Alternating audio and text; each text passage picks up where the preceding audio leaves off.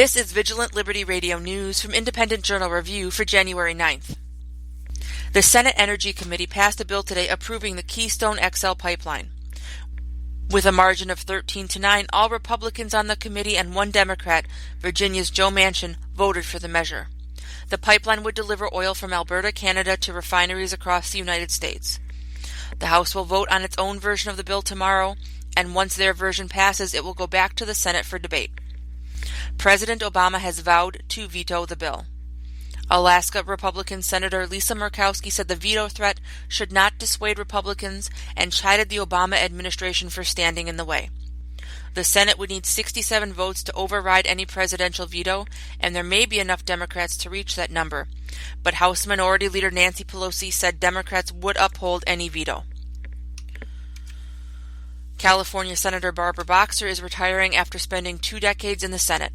In a video, Boxer says she is proud of her progressive record and that she is not going to retire because her work is too important. She simply will not seek re-election for the Senate in 2016.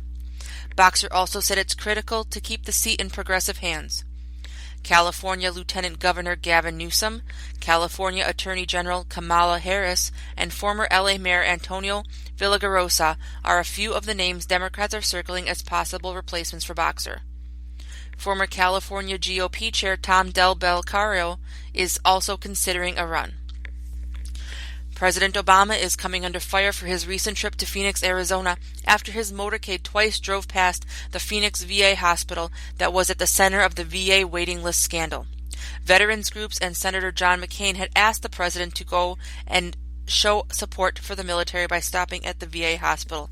But President Obama said in advance he had other things to do, including visit former Congresswoman Gabby Giffords.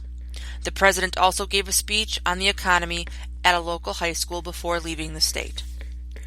And a woman in San Diego got the fright of her life when she tried to unclog the office toilet with a plunger. Instead of fixing the plumbing problem, Stephanie LaCasa found a snake. Terrified, LaCasa ran to get her office partner, and the two women taped the bathroom door shut before calling the San Diego Department of Animal Services. They retrieved the snake and identified it as a Colombian boa constrictor. Officials believe it is someone's pet and took it to a vet in hopes of finding its owner. This is Amy Curtis with your Vigilant Liberty Radio News from Independent Journal Review for January 9th.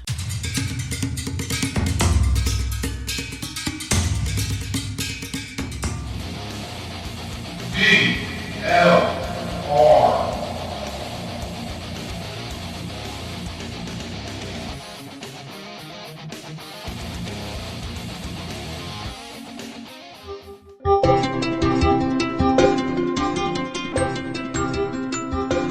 This show is produced by IJReview.com.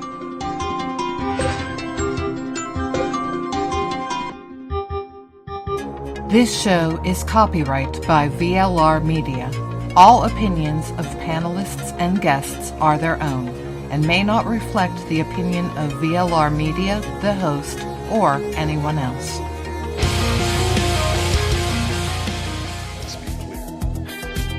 Let's be clear. Now let's be clear. There are no winners here. Now let's be clear.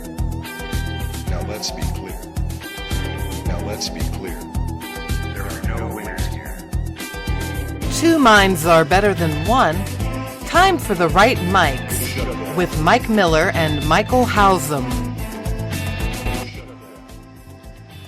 This is The Right Mics with Mike Miller and Michael Hausum. Happy Friday, everybody. Welcome to the show. Lots of stuff to talk about today. All hell war zone. War zone in Paris is, they, 3 of the 4, we'll talk about it. 3 of the 4 hostage takers and murderers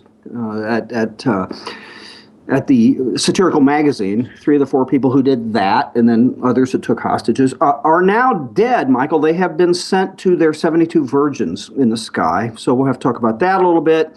Wow, I'm offended by that. Well, see, exactly. Yeah, and by the way, I've read the Quran cover to cover. I'm kidding, but I've not seen anywhere in Muslim teachings where it identifies the 72 virgins as women.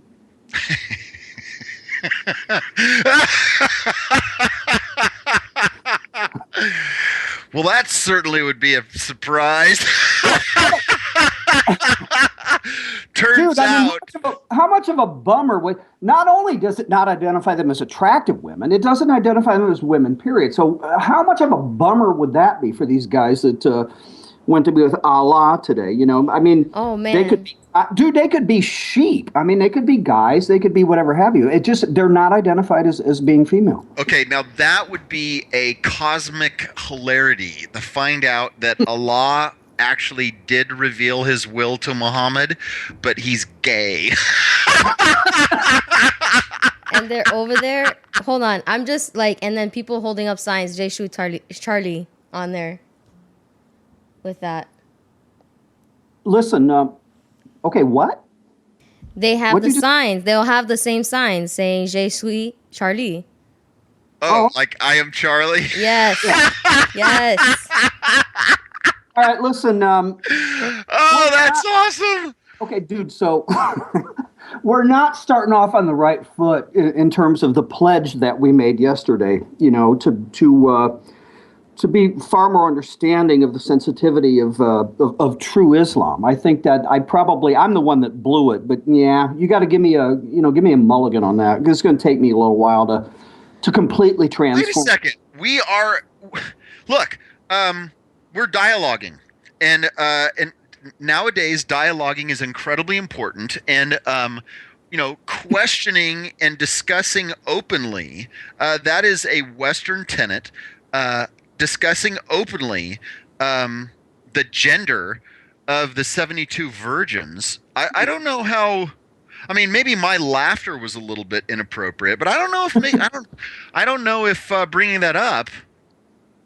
You know, I think you're right. I mean, had you not laughed and if I didn't sound somewhat like a smartass, I mean, an open-minded Muslim could view what we said as educational. In other words, cause them to think, okay, now wait a minute, you know, I maybe need to check this out and look it up. So I think that could almost be, you know, appropriately said and not laughed at. That could have been kind of a PSA to Islam. Could be. Well, you know what? Back to the more serious point. I saw right before we went on the air that these guys were killed, and let's put it this way.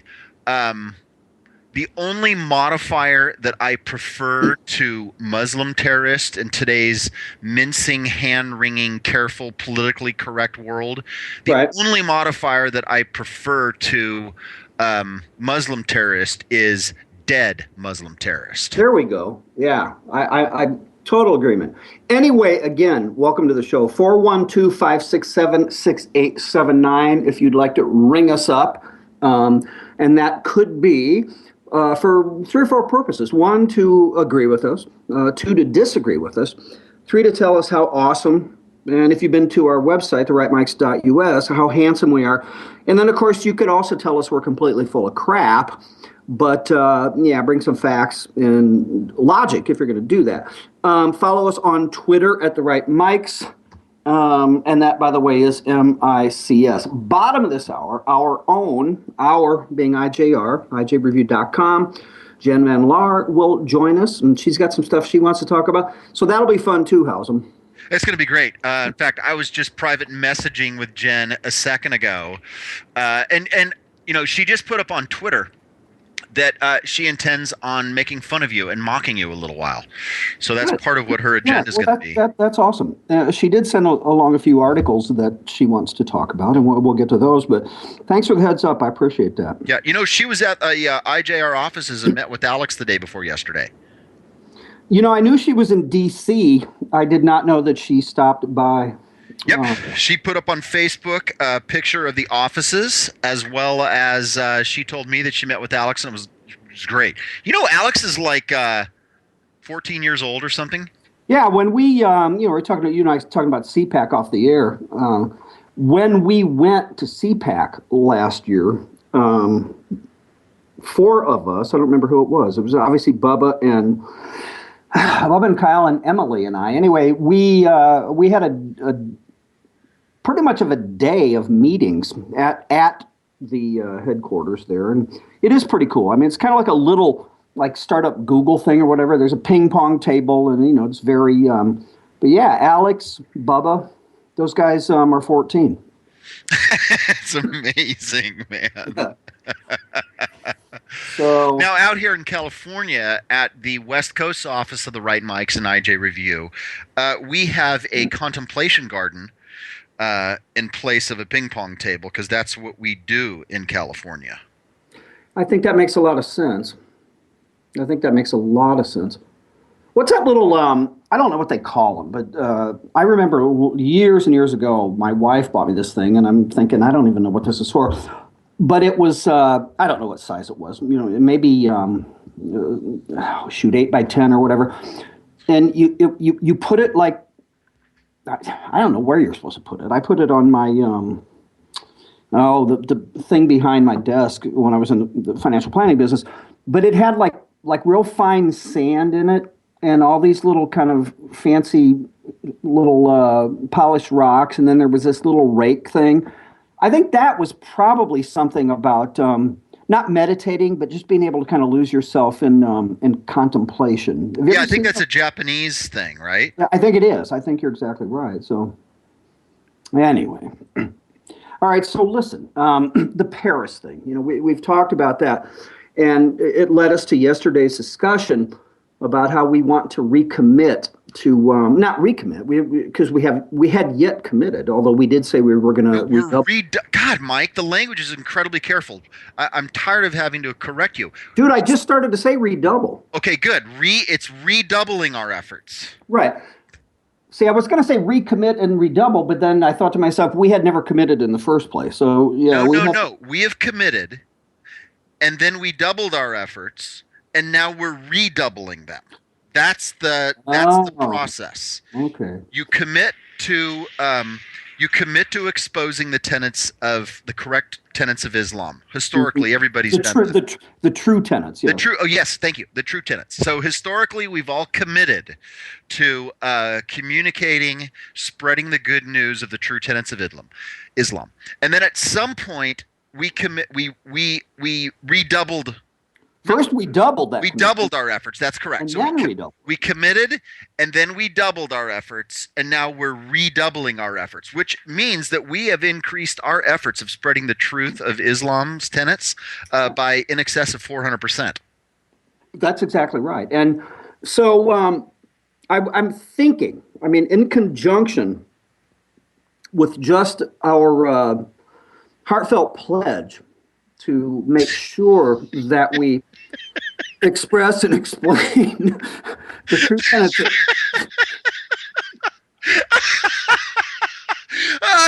Sorry, I'm blowing your bit here, man. Please continue. No. Listen, I know you're emotional, but the to just be real serious about the explaining and re-explaining, multiples of 400 times the true tenets of Islam. I think that there's another thing that we need to do in conjunction with that will just help us with the cause. Oh, okay. You know what? That's good because it's one thing to speak of redoubling our efforts. It's another thing to actually put rubber on the road and have specific steps that we can be taking, because there's probably people at home. They're like, hey, look, I would love to redouble my efforts, but can't I do more? Exactly. See, and listen, we can redouble and then, redouble and redouble again, throughout this year. And get people to understand those tenets. But here's the deal. If all we do is convince them, well, okay, all Muslims aren't terrorists. So the non-terrorist Muslims, we fully understand them now. We empathize with them, and we do finally get that this is a truly peaceful religion, especially as it comes to the treatment of women in the Middle East. So what I think we also need to do, even if we do that very successfully, we still have the problem with the terrorists out there, right? They're still there. So I think what we need to do in conjunction is we need to explain what we have done, the rest of the world, where we are at fault that causes these people to do what they do. Okay, good. Yeah, so